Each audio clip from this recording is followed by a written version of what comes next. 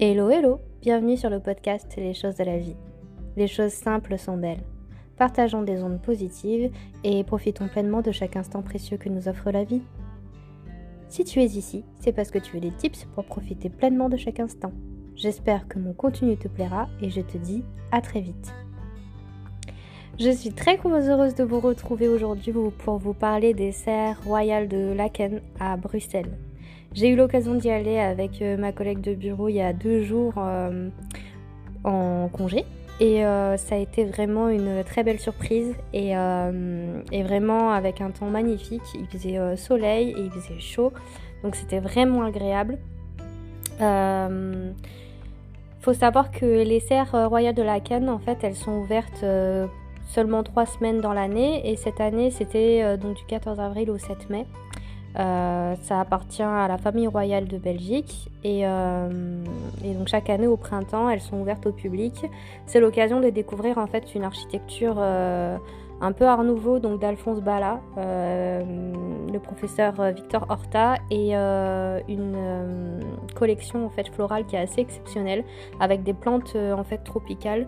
Certaines viennent du Congo et donc les bâtiments, en fait, les serres font partie des principaux monuments en fait du 19e siècle et elles sont entièrement construites en métal et en verre, ce qui en fait était spectaculaire en fait pour l'époque. C'était vraiment une innovation en fait au niveau architectural. Ça a été construit à peu près en même temps que le Crystal Palace, pour vous donner une idée. Celui qui est à Londres, en fait, qui a été fait pareil au 19e siècle, au milieu du 19e.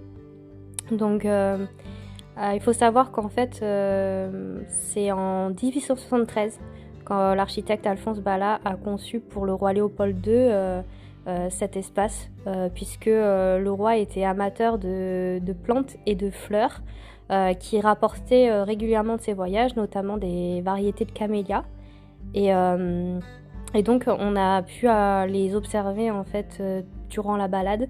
C'est organisé de telle sorte à ce que le parcours se fasse en sens unique. Et en fait on traverse d'abord l'espace principal pour en fait rejoindre directement l'extérieur. On fait une très grande promenade en fait à l'extérieur. On voit les grands jardins. On voit les points d'eau parce qu'il y a quand même des bassins en fait d'eau qui permettent d'alimenter le réseau en fait des serres. Et ensuite, une fois qu'on rentre dans les serres, on va rentrer dans les serres de manière successive. On va d'abord rentrer dans les espaces où il y a des géraniums et des fuchsias. Et après, petit à petit, on va rentrer dans les espaces un peu plus volumineux où on va avoir des palmiers, on va avoir des couvre-sols en sédum, en mousse, voilà. Des lierres, des fougères, pas mal de plantes un petit peu tropicales et ensuite on a même des palmiers qui sont suspendus avec une motte de terre et après on a l'espace principal qui est central en fait avec la plus grande coupole où c'est des arbres et des palmiers qui sont là depuis le début en fait, depuis la construction.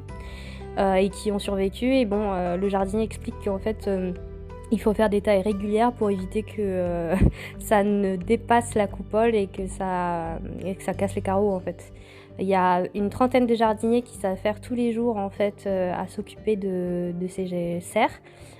Donc le matin, ils ont à peu près 1 heure pour enlever les feuillages, tout ce qui est un peu fané. Et ils cultivent même des plantes sous serre pour pouvoir renouveler celles qui sont abîmées. Et donc l'espace est toujours très bien entretenu, très bien propre en fait. On ne voit, il n'y a pas un seul moustique, il n'y a pas une seule bête, un seul insecte en fait qui traîne. C'est assez incroyable en fait comme sensation et comme expérience spatiale parce que il y a beau y avoir du monde, il y a à peu près 250 personnes toutes les heures qui rentrent en fait dans le site.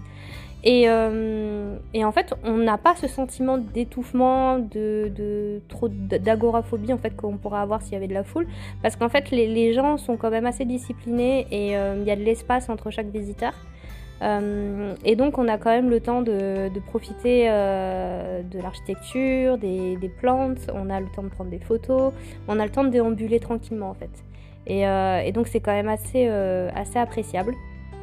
Et ce qui est beau aussi, c'est que quand on est à l'espace extérieur, il y a le paysage, il est assez vallonné. On a des canards, on a des merles en fait qui sont au bord des bassins, et on a aussi des magnifiques arbres centenaires, des magnifiques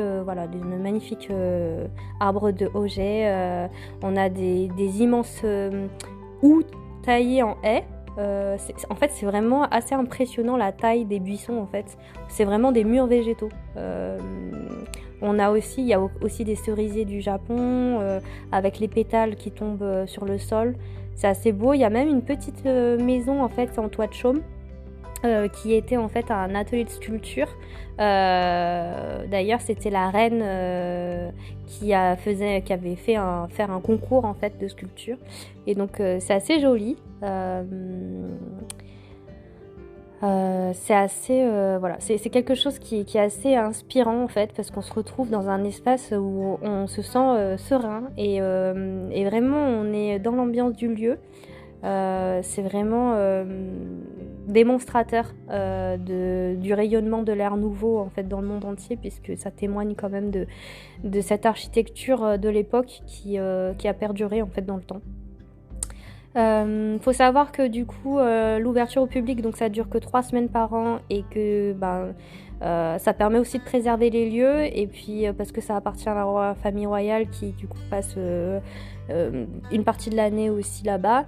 C'est l'occasion vraiment d'admirer ces collections de plantes et de fleurs exotiques, et de vraiment profiter d'une après-midi donc sur les lieux.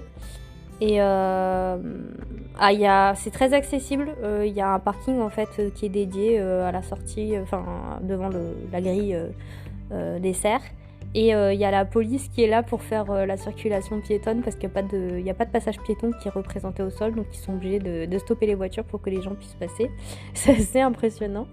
Après, ce qui peut être un peu embêtant, c'est l'accès à Bruxelles même. En fait, il faut savoir que on a passé 40 minutes dans le centre-ville en voiture, parce que c'est très compliqué de s'y retrouver entre les panneaux, les directions au sol. Enfin, c'est quand même assez catastrophique en fait au niveau de... C'est pas comme en France, hein. C'est compliqué. Et par contre, c'est vrai que l'autoroute, c'est une catastrophe en fait. C'est l'état des autoroutes là-bas. C'est nos départementales à nous ou dans les vieux villages, quoi, avec du goudron. Il y a des nids de poules énormes. C'est des cratères en fait. Et puis on roule entre 90 et 120. Les camions et les voitures, en fait, ils roulent n'importe comment, ils n'indiquent pas les changements de direction, ils savent pas ce que c'est le clignotant en fait, et voilà, ils font pas attention. Faut être hyper vigilant quand on conduit. Du coup, c'était assez perturbant. C'était le seul point négatif de la journée, c'était le transport, la circulation. Et puis, l'état des routes. Après, il faut savoir qu'il n'y a pas de péage. Donc, du coup, comme c'est une autoroute gratuite, elle est peu entretenue. C'est pas de l'argent public. Enfin, je veux dire, c'est pas comme chez nous où c'est privé et les autoroutes sont privées. Et que du coup, c'est parce qu'on paye au péage qu'on peut entretenir les routes. Là, c'est pas le cas. Donc, ça m'a fait relativiser quand même beaucoup sur l'état de nos routes en France. Parce que des fois, on se plaint. Mais en fait, c'est le paradis, en fait, ici. Enfin voilà, tout ça pour vous dire que le jour où on y était, en plus d'ailleurs, on a croisé, il y a des journalistes qui faisaient un reportage du coup pour TF1 qui est passé du coup le soir même de notre visite. Vous pouvez le retrouver sur internet d'ailleurs, ce reportage. Hyper intéressant d'ailleurs, qui explique et qui montre les lieux, si ça peut vous donner envie d'y aller l'an prochain du coup, parce que là ça se finit ce week-end, mais les billets ont tous été vendus, c'est complet. Donc voilà, je vous invite, si vous avez l'occasion de passer un petit week-end ou une semaine du côté de la Belgique, et l'an prochain, fin avril, début mai, si vous avez envie de visiter ces lieux-là, je vous conseille fortement de vous y rendre et d'admirer les magnifiques cerfs. Voilà.